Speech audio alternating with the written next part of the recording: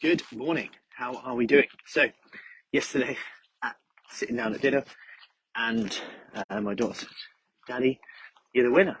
I was like, "Why? You finish your dinner first."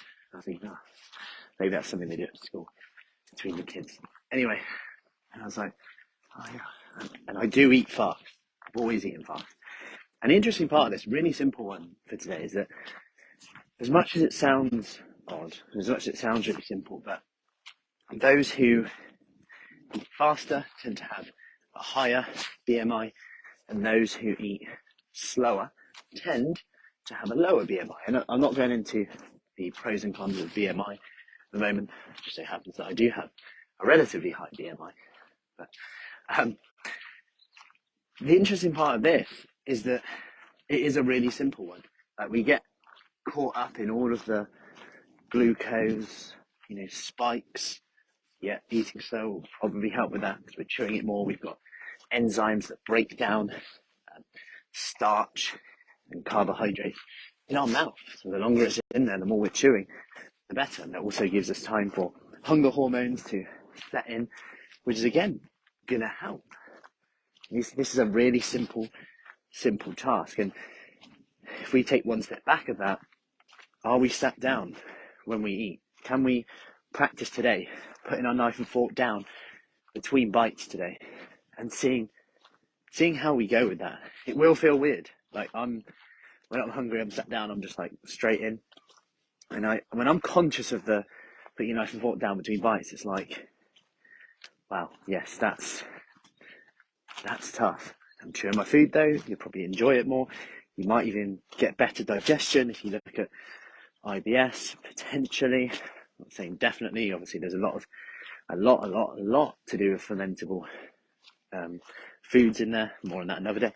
In fact, if you want the free training on gut health, do comment below of gut health.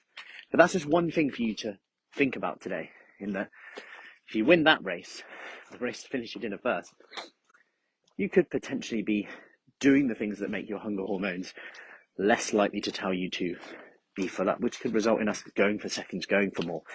And the whole wait 20 minutes, and that will tell you if you're full up. As much as that's not exactly science in itself, it's not far off as a good measure to really go, I'm going to eat nice and slowly, wait 20 minutes, talk, make it about company, not food, or distract myself, get some water, slow down. If I want more in 20 minutes, I'll come back and eat it, rather than it being there, being leftovers, picking at it. I always say, sometimes if I'm busy straight after eating, and I go out the room, go away, get on with what I've got to do, then come back and there's leftovers, they're so much less appealing than if I'm just sat there and I'm like, right, let's tidy up now. Oh, there's a little bit there, there's a little bit there. It's so much more appealing at the time when it's half an hour later, 40 minutes it's been sat there. You're kind of like, less appealing now. So I hope that helps today, and just be aware of that today. Be aware of that today.